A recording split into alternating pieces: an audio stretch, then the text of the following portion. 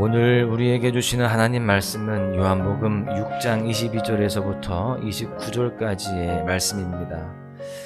이튿날 바다 건너편에 서 있던 무리가 배 한쪽 외에 다른 배가 거기 없는 것과 또 어제 예수께서 제자들과 함께 그 배에 오르지 아니하시고 제자들만 가는 것을 보았더니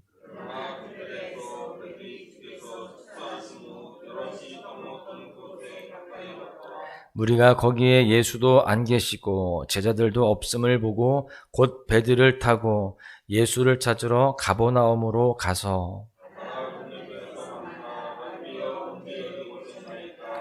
예수께서 대답하여 이르시되 내가 진실로 진실로 너희에게 이르노니 너희가 나를 찾는 것은 표적을 본 까닭이 아니요 떡을 먹고 배부른 까닭이로다.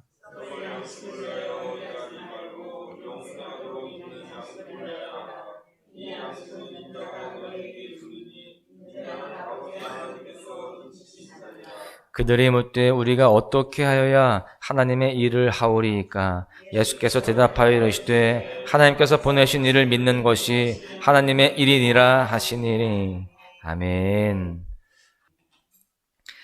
예수님께서 벳세다에서 행하신 오병이어의 기적은요, 모든 사람들이 지금까지 경험하지 못한 너무나도 놀랍고 충격적인 사건이었습니다. 병자들이 고침을 받고 또 줄임배가 채워지고 빈들이 잔치자리로 변화하는 현장은 그야말로 천국 잔치였습니다. 배고픔과 결핍이 있었던 그 자리에 예수님께서 단번에 다 채워주시고 공급하신 그 자리는 우리가 소위 표현하는 은혜가 넘치는 장소였을 것입니다. 그렇게 은혜를 받고 만족함을 누린 사람들은요, 만족의 연속적인 경험을 굉장히 갈망하게 됩니다.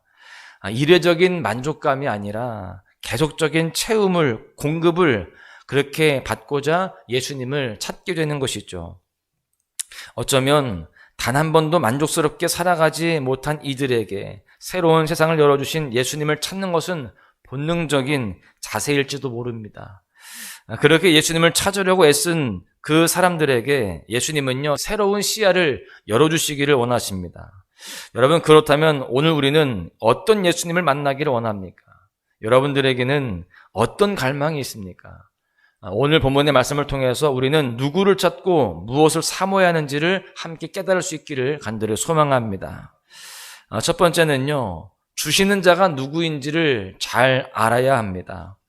오병이어의 기적을 경험한 다음 날 무리들은요, 예수님을 찾기 위해서 열정을 다합니다. 그들은 여러 배들을 타고 가버나움으로 가서 결국 예수님을 찾게 됐죠. 그들은 어제 겪었던 그 풍성함, 축복의 현장을 꿈꾸면서 들뜬 마음으로 예수님께 말을 건넵니다. 랍비여, 언제 여기 오셨나이까? 그러자 예수님은요, 그들의 목적을 다 알고 계셨습니다. 이렇게 대답하세요. 26절에 보시면 예수께서 대답하여 이르시되 내가 진실로 진실로 너희에게 이르노니 너희가 나를 찾는 것은 표적을 본 까닭이 아니요 떡을 먹고 배부른 까닭이로다. 무리들은요, 예수님이 어떤 분인지, 그분이 왜 이러한 기적을 행하시는지 그분의 정체를 알고자 하지를 않았습니다. 사실 그들은요, 예수님이 누구시든지 큰 관심이 없었습니다. 그저 떡을 먹고 배부른 이유 때문에 예수님을 찾았던 것이죠. 주님이 주시는 떡에만 관심이 있고 그 떡을 주시는 예수님이 어떤 분인지, 왜 이런 일을 행하시는지에 대해서는 전혀 관심이 없었던 것입니다. 여러분, 그렇다면 예수님께서 원하셨던 모습은 무엇이었을까요? 너희가 나를 찾는 것은 표적을 본 까닭이 아니요 라고 말씀하신 것을 보아서 이 무리들이 표적을 보고 예수님을 찾기를 원하셨던 것을 우리는 알 수 있습니다. 여기에서 사용한 보다라고 하는 헬라어는요, 알다, 지각하다, 깨닫다 라고 하는 의미를 가지고 있습니다. 즉 표적을 경험하고 예수님이 누구인지를 깨닫기를, 알아가기를 원하셨다라는 것이죠. 요한복음에서 말씀하고 있는 이 표적은요, 단순한 기적을 의미하는 것이 아닙니다.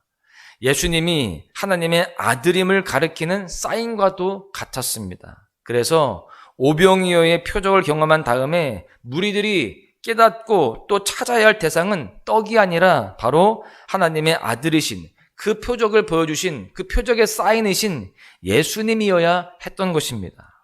손에 들고 있는 그 떡을 다 버리고 또 어제 배불렀던 그 감각들을 다 잊어버리고 참 하나님의 아들이신 예수 그리스도를 찾았어야 되었다라고 하는 거예요. 이것은 마치 베드로가 예수님의 말씀대로 그물을 던지고 물고기를 많이 잡았을 때에 물고기를 더 잡게 해달라고, 나의 생업을 더 풍성하게 해달라고 그렇게 요구한 것이 아니라 모든 배와 그물과 다 버리고 주님을 찾았던 것처럼 그렇게 주님을 찾았어야 되었다라고 하는 것이죠. 베드로는요, 예수님의 그 모든 모습들을 보면서 감각적으로 이분이 누구인지를 깨닫게 됩니다. 그리고 그분 앞에 엎드려서 주여 나를 떠나소서, 나는 죄인이로소이다, 이렇게 고백하죠. 베드로가 그렇게 예수님을 만나고 나서 다 버리고 예수님의 부르심에 응답하여서 예수님을 따르는 제자의 삶을 살게 되었습니다. 여러분, 이것이 바로 주님이 보여주시는 표적의 기능입니다. 그런데 벳세다의 무리들은요, 여전히 떡만 바라보고 있는 거예요. 여전히 내 배가 배부르기를 그렇게 원했던 것입니다.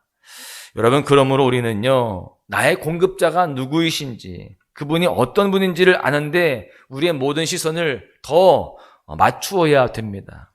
예수님이 들고 있던 물고기와 떡에 온통 시선을 다 빼앗기는 것이 아니라 하늘을 우러러 축사하시고 기도하시며 하늘잔치를 배설하셨던 예수님의 정체에, 예수님 존재 자체에 시선을 우리가 두어야 됩니다. 그럴 때 우리의 진정한 영적인 갈증과 허기와 결핍이 다 해결되어지고 풍성한 은혜를 누리게 될 줄로 믿습니다. 우리 모두가 그러한 예수님을 온전히 만나기를 간절히 소망합니다. 두 번째로는요, 영원하도록 있는 양식을 찾아야 된다라고 하는 겁니다. 사람은 누구나 만족을 추구하고자 하는 본성이 있습니다. 그런데 어떤 만족을 추구하느냐에 따라서 삶의 방향이 완전히 바뀔 수가 있습니다. 존 파이퍼라고 하는 목사님은 이렇게 말합니다. 실제로 인간의 큰 문제는 그들이 너무 쉽게 만족한다는 데 있다. 그들은 영원한 희락 대신에 욕망의 진흙 파이에 만족해 버린다. 우리의 실수는 기쁨을 향한 우리의 갈망이 너무 강한 데 있는 것이 아니라 너무 약한 데 있다. 여러분, 오병이어의 기적을 경험한 무리들은요, 주님이 제공하신 그 배부름에 큰 만족을 느꼈습니다. 그 오병이어를 먹고 나서 그들은 더 이상의 그 만족을 갈망하지 않아요. 그 정도의 만족으로 충분히 그들은 됐다라고 생각을 하는 겁니다. 여러분, 물론 그 만족이 잘못된 것은 아닙니다. 분명히 예수님은 그들의 배고픔을 채우시기 위해서 그렇게 만족스러운 잔치를 베풀어 주셨기 때문입니다. 문제는 그들이 그러한 배부름에 그냥 만족하고 그쳤다라는 것이 문제입니다. 그래서 예수님이 말씀하세요. 27절에 보십시오. 썩을 양식을 위하여 일하지 말고 영생하도록 있는 양식을 위하여 하라. 이 양식은 인자가 너희에게 주리니 인자는 아버지 하나님께서 인치신 자니라. 여러분, 사실 우리가 일터와 사업장에서 일하는 이유가 무엇입니까?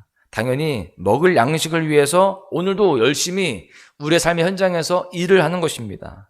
여러분, 그렇다면 양식을 위해서 일하는 것이 부정적인 것이나 또는 세속적인 것일까요? 그렇지 않습니다.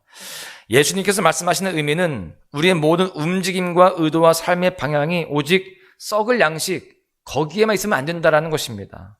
우리가 육체적인 배부름에 만족하는 것이 아니라 인간적인, 세속적인 그러한 것에 만족하는 것이 아니라 더 영원한 만족을 찾고자 하는 그러한 모든 시도들을 우리가 추구해야 된다라는 것입니다. 우리가 더 영원한 것, 더 온전한 그런 만족을 추구해야 되는데 거기까지 나가지 않는다는 것이 문제라는 겁니다. 그저 내 입이 만족스럽고 내 배만 부르면 된다, 여기에서 끝나는 것이 우리의 모습이다라는 겁니다. 여러분, 영원히 우리를 배부르게 하는 썩지 않을 양식을 추구하는 것이 바로 지혜이며 주님께서 원하시는 삶의 자세인 것입니다. 여전히 영적인 세계를 알지 못하고 영원한 기쁨과 행복과 영광이 있음을 모르는 그러한 자들은요, 여전히 썩을 양식만 구하고 또 거기에만 우리의 시선이 고정되어 있는 모습들을 보게 됩니다.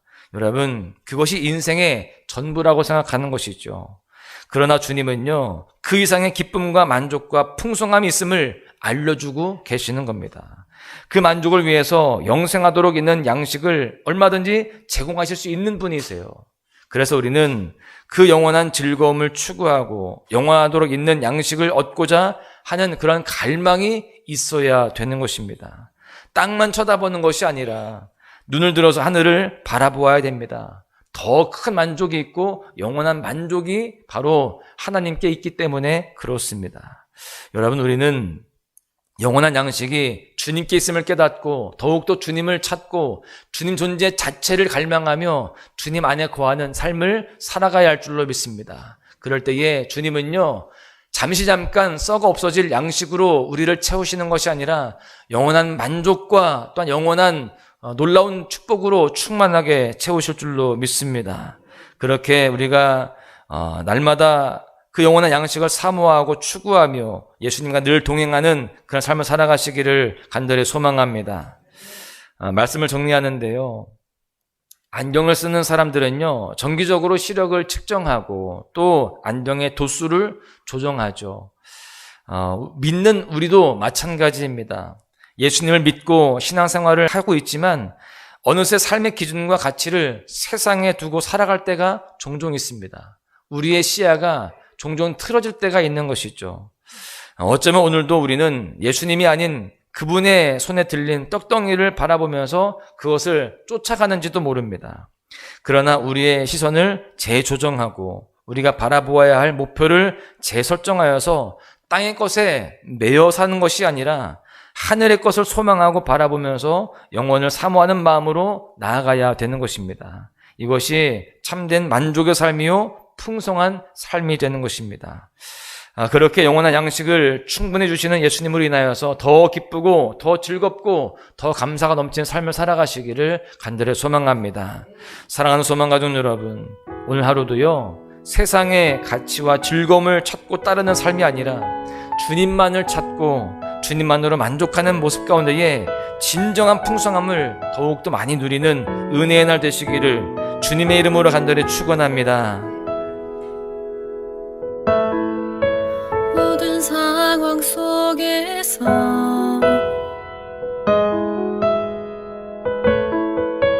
주를 찬양할지라.